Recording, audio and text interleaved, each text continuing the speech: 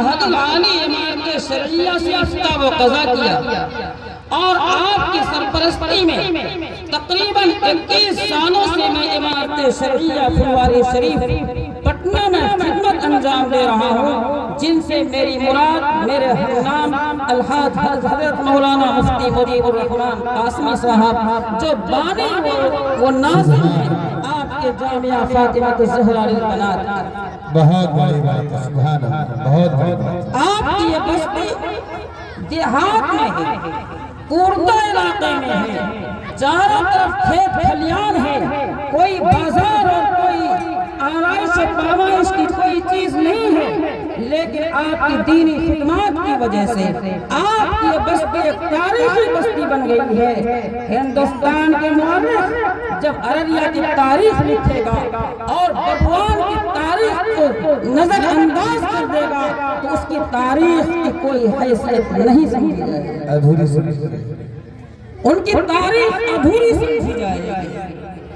میرے محترم بزرگوں اور دوستوں، آپ کی اس بستی میں جہاں پر ایک طرف شاندار مدرسہ تحفیظ القرآن ہے تو دوسری طرف حوا کی بیٹیوں کو تعلیم دینے کے لیے جامعہ فاطمہ الزہرا للبنات بھی قائم ہے۔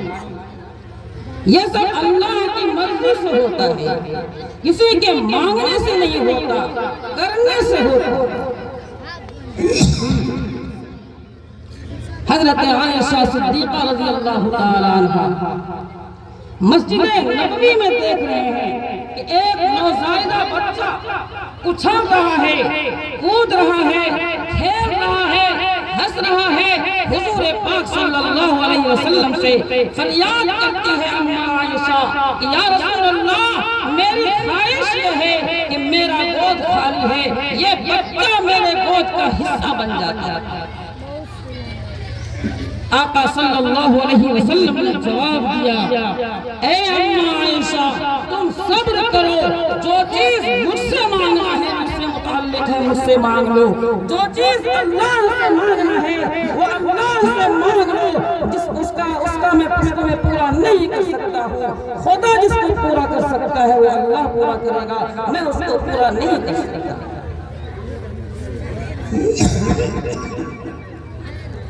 قرآن کریم کی آیت میں نے تلاوت کی، للہ ملک السماوات والارض یخلق ما یشاء یہب لمن یشاء اناثا ویہب لمن یشاء۔ یہ زمین، یہ آسمان، یہ کھیت کھلیان اور یہ گاڑیاں، یہ مال، یہ بازار، یہ جتنی رونقیں ہیں سب اللہ کی دی ہوئی ہے۔ اللہ جسے چاہتا ہے لڑکی عطا کرتا ہے اور جسے چاہتا ہے لڑکا عطا کرتا ہے۔ اور فرمایا او یزوجہم ذکرانا و اناثا، اور جسے چاہتا ہے لڑکا اور لڑکی دونوں عطا کرتا ہے، اور آگے چل کر کے فرمایا کہ اللہ جسے چاہتا ہے بانجھ کر دیتا ہے۔ قرآن کریم کی آیت، اس آیت کے ذیل میں سب سے پہلے لڑکی کی پیدائش کا تذکرہ فرمایا کہ جسے چاہتا ہے لڑکی عطا فرماتا ہے۔ مفسرین نے لکھا ہے کہ اولاد اللہ کی بڑی نعمت ہے، لیکن جس گھر میں پہلے لڑکی کی پیدائش ہو وہ گھر رحمتوں سے معمور ہو جاتا ہے۔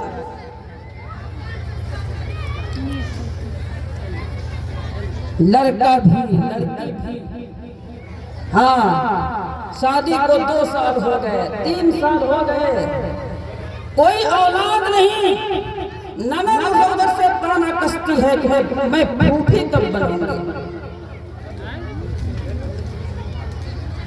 بھابھی تانا کستی ہے کہ میں ممانی کب بنوں گی، گاؤں کے محلے کے لوگ تانے کستے ہیں کہ پتہ نہیں کیا ہو گیا۔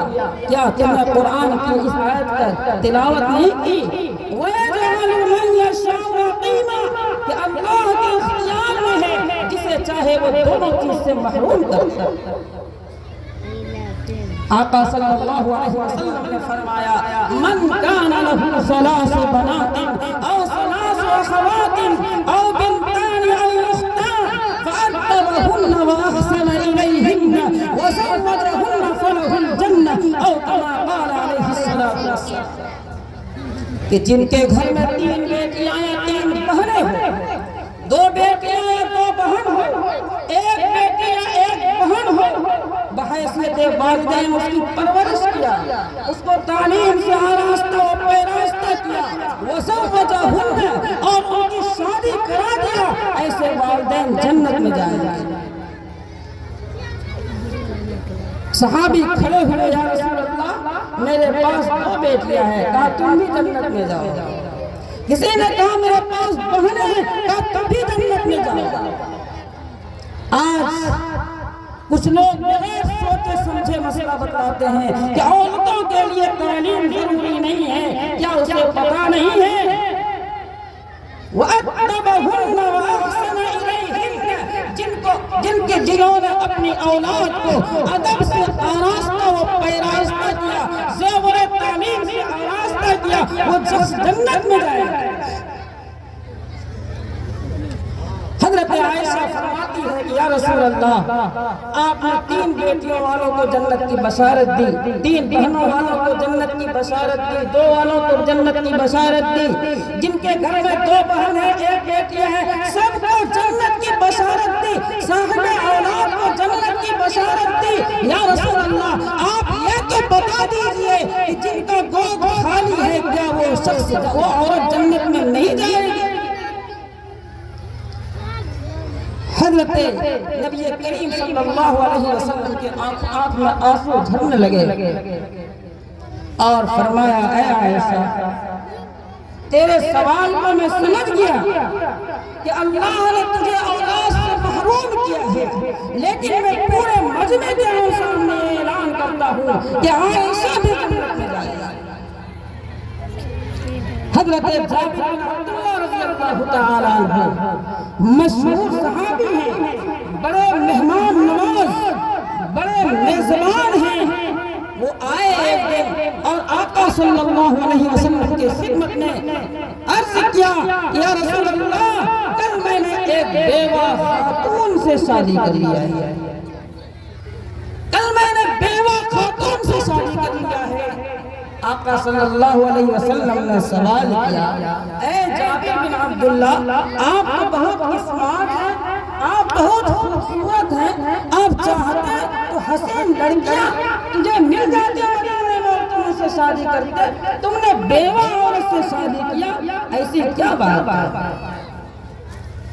حضرت جابر بن عبداللہ رضی اللہ تعالیٰ عنہ کہتے ہیں کہ یا رسول اللہ میں اکلوتا بھائی ہوں، میرے پاس 9 جوان بہنیں ہیں، میرے والد فلاں غزوے میں شہید ہو گئے، میری اماں بھی دنیا سے پردہ فرما گئی، گھر کا مالک میں ہوں، گھر میں کوئی ایسی خاتون نہیں ہے جو تمام بہنوں کی پرورش کرے۔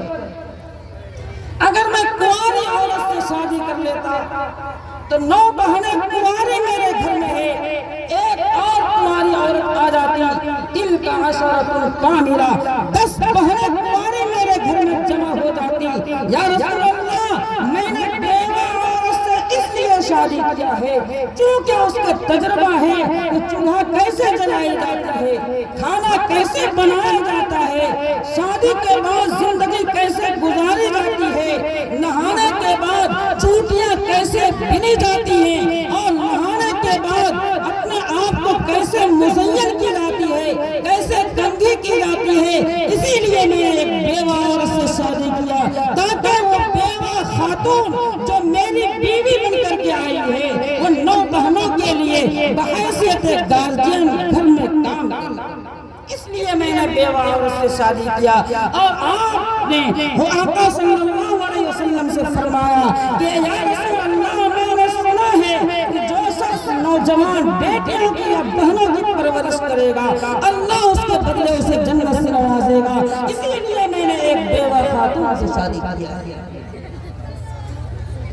آقا صلی اللہ علیہ وسلم نے فرمایا قد صدقت وقد اصبت کہ تم نے اچھا کام کیا ہے اور تم نے بہتر کام کیا، اور فرمایا اے جابر بن عبداللہ تیرے لیے جنت، ہماری بیٹیاں کبھی بیٹی کی حیثیت سے، کبھی بہن کی حیثیت سے، کبھی بیوی کی حیثیت سے اور کبھی ماں کی حیثیت سے، جس حیثیت سے ان کی خدمت کی جائے، اس کے حقوق ادا کیے جائیں۔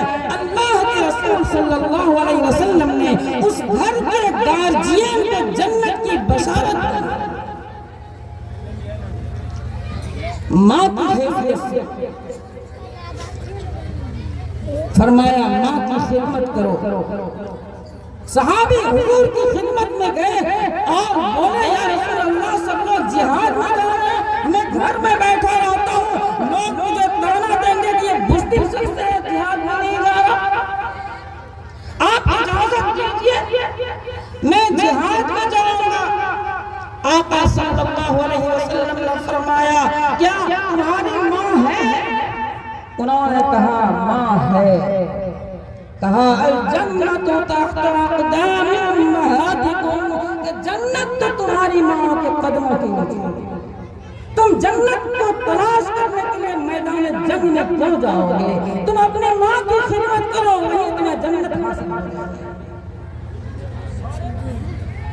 صحابی عرض کرتے ہیں یا رسول اللہ میرے ماں باپ دونوں ہیں، میں کس کے حقوق کو زیادہ ادا کروں؟ آقا نے فرمایا امک، اپنی ماں کی خدمت کرو۔ فرمایا پھر میں کس کی خدمت کروں؟ آقا نے زبان نبوت سے فرمایا امک، اپنی ماں کی خدمت کرو۔ پھر فرمایا کس کی خدمت کروں؟ کہا اپنی ماں کی خدمت کرو۔ چوتھی مرتبہ فرمایا آقا صلی اللہ علیہ وسلم نے فرمایا کہ اپنے باپ کی خدمت کرو۔